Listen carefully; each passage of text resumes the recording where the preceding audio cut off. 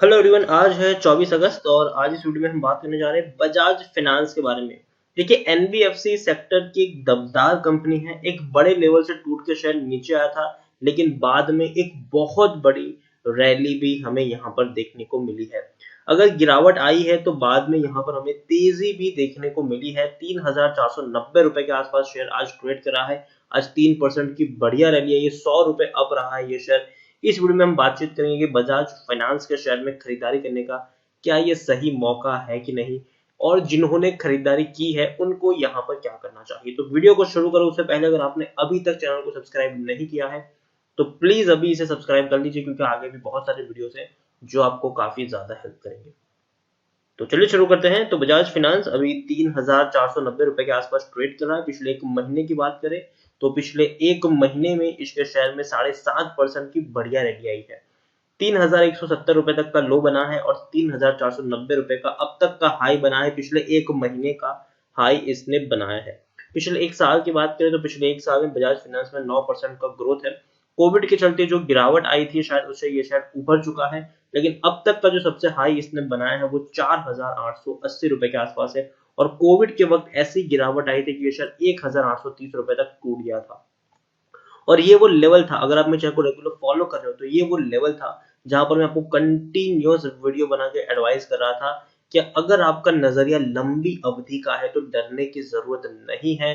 2,500 तक के short term के टारगेट होंगे और लॉन्ग टर्म में 3,500 तक के आपको टारगेट देखने को मिल जाएंगे। और दोनों ही टारगेट आज रीच हो चुके हैं, अभी के वक्त में रीच हो चुके हैं। शेयर में तेजी आई और बाद में थोड़ी सी गिरावट भी आई थी, तो बाद में फिर से बाउंस बैक कर लिया, फिर गिरावट आई, फिर उससे कई ज्यादा बड़ा बाउंस बैक किया है, फिर गिरावट आई, फिर बाउंस बैक किया, फिर गिरावट आई, फिर बाउंस बैक किया।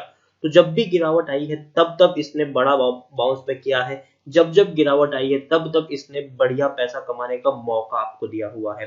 पिछले 3 साल की बात करें तो 3 साल में बजाज फाइनेंस के शेयर में 98% का ग्रोथ है। 1,600 रुपए तक का लो था। आप देखिए शेयर किस तरीके से ऊपर ही ऊपर जाता गया और बहुत ही बड़ा मुनाफा कमाने का सबको मौका मिला।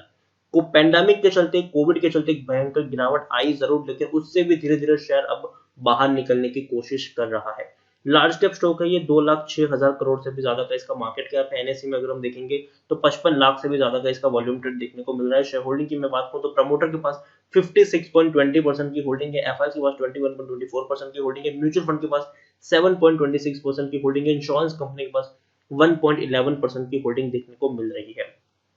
प्रमोटर की बात करें तो बजाज फिनसर्व लिमिटेड है, जिनके पास 52.82% की होल्डिंग है। एक भी शेयर गिरवी नहीं है। 38 म्यूचुअल फंड स्कीम का पैसा लगा है। 739 एफआईज भी यहाँ पर इन्वेस्टेड है। हाईएस्ट पब्लिक शेयर होल्डर की बात करें तो गवर्नमेंट ऑफ सिंगापुर, जिनके पास 4.36% की होल्डिंग देखने को मिली है। इंडिविजुअल इन्वेस्टर होल्डिंग 9.11% के आसपास है। 500% का डिविडेंड पे कर रहा है ये, और डिविडेंड इसने इसी साल मार्च महीने में पे किया है। 10 रुपए पर शेयर का इंटरिम डिविडेंड पे किया है, तो काफी बड़ा डिविडेंड पे इसने जरूर किया है। बजाज फाइनेंस के अगर बारे में हम बात करने जाए तो टेक्निकल रेटिंग अभी भी काफी शानदार है, अभी भी पॉजिटिव ट्रेंड में है, अभी भी शेयर में दमखम है और ऊपर जाने का। पी अगर हम बात करें तो थोड़ा सा हाई पी के ऊपर शेयर पहुंच चुका है। 45 का पी है, जबकि इंडस्ट्री पी 29 से 30 के आसपास देखने को मिल रहा है। बुक वैल्यू 527 है। प्राइस टू बुक वैल्यू 6.57 है। ईपीएस 76 के आसपास और डिलीवरीज 9 के आसपास देखने को मिल रही है। थोड़े हाई वैल्यूएशन के ऊपर शेयर ट्रेड जरूर कर रहा है, लेकिन जिस तरीके की कंपनी है, जितनी दमदार कंपनी, थोड़ा सा इतना हाई वैल्यूएशन इसका बनता भी है। यहाँ पर अगर हम बात करने जाए तो 5% लोग ही खरीदारी की सलाह दे रहे हैं according to Moneycontrol user, जबकि 95% लोग यहाँ पर बेचने की सलाह दे रहे हैं। 95% लोग बेचने की सलाह दे रहे हैं, 5% लोग ही होल्ड करने की बात कर रहे हैं। बजाज फाइनेंस के बारे में अगर हम बात करें तो जून क्वार्टर के नखी इसके नतीजे आए थे और नतीजे अच्छे थे, बुरे नहीं थे। रीजन ये है कि पेंडेमिक का दौर था, कोविड का दौर था, लॉकडाउन का पीरियड था, और ऐसे सिचुएशन में भी इसने 960 करोड़ का मुनाफा कमाया है। इससे पहले मार्च 2020 में 950 करोड़ का प्रॉफिट कमाया था। इससे पहले दिसंबर 2019 में 1,615 करोड़ का प्रॉफिट था। इससे पहले सितंबर 2019 में 1,506 करोड़ का प्रॉफिट था। इससे पहले जून 2019 में 1,195 करोड़ का मुनाफा देखने को मिला था। तो हर क्वार्टर में एक बड़ा प्रॉफिट इस कंपनी ने कमाया है। और जून और मार्च में हालांकि प्रॉफिट थोड़ा कम जरूर हुआ है, लेकिन फिर भी इस थोड़ा प्रॉफिट कम होगा इसकी एक्सपेक्टेशन ऑलरेडी मार्केट कर रहा था, और इसी के चलते हमें शेयर 1,800 रुपए 1900 रुपए के आसपास ट्रेड करता हुआ देखने को मिला भी था, लेकिन धीरे धीरे एक पॉजिटिव ट्रेंड में आता हुआ देखने को मिल रहा है शेयर अब, और उम्मीद करते हैं कि जब नेक्स्ट क्वार्टर के नतीजे आएंगे तो आपको बेहतर नतीजे यहाँ पर देखने को मिल सकते हैं। शेयर होल्डिंग की बात करें तो जरूर प्रमोटर ने अपनी होल्डिंग को थोड़ा सा डाउनग्रेड किया है, हालांकि 55% की होल्डिंग 58% तक पहुंची थी, लेकिन अब 56% के आसपास देखने को मिली है। अभी भी एफआईज, म्यूचुअल फंड और इंश्योरेंस कंपनी का एक बहुत बड़ा पैसा यहाँ पर लगा है और वो लोग हर क्वार्टर में खरीदारी कर रहे हैं। तो अगर हम बात करें तो ऐसे पेंडेमिक के दौरान में और पिछले कई सालों से अगर हम देखें तो बड़े बड़े फंड हाउसेस ने बड़ा पैसा यहाँ पर लगाया है और बड़ा पैसा इन लोगों ने कमाया भी है। बजाज फाइनेंस, जैसे कि मैंने शुरुआत में ही कहा था, जब शेयर 1800 रुपए के ऊपर था, 1900 रुपए के ऊपर था, 2000 रुपए के ऊपर था, तब भी मैंने कहा था कि शॉर्ट टर्म में 2500, लॉन्ग टर्म में 3500 तक टारगेट आपको देखने को मिलेंगे, और अब वो टारगेट ऑलरेडी अचीव होते हुए देखने को मिल रहे हैं। और अभी भी मुझे लगता है कि शेयर में बहुत सारा दमखम है, शेयर अभी और ऊपर जाने का दमखम रखता है। तो मैं यही कहूंगा कि अगर आपका नजरिया लंबी अवधि का है, लंबी अवधि से मेरा मतलब कम से कम 1-1.5 साल का अगर आपका नजरिया है और आपको अर्जेंटली पैसों की जरूरत नहीं है, तो मेरे हिसाब से आपको यहाँ पर बने रहना चाहिए।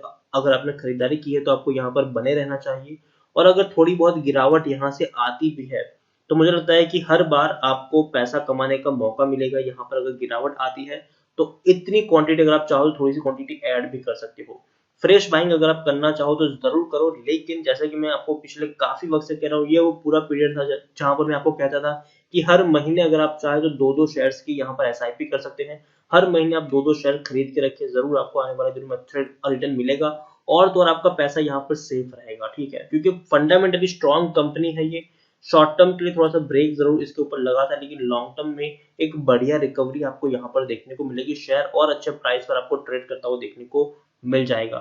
एक बढ़िया रिकवरी ऑलरेडी यहाँ पर देखने को मिली है, अभी भी और अच्छी रिकवरी आपको यहाँ पर देखने को मिल सकती है। ये जो प्राइस रेंज है इसका 4000 रुपए का, मुझे लगता है कि वो भी अब शॉर्ट टर्म में पहुंचना चाहिए। शॉर्ट टर्म में शायद आपको 4000 रुपए के आसपास ट्रेड करता हुआ देखने को मिल सकता है, और लॉन्ग टर्म में वापस आपको उसका पुराना जो प्राइस था 4500 रुपए और 5000 रुपए तक के भी आपको टारगेट्स लॉन्ग टर्म में अचीव होते हुए देखने को मिल सकते हैं।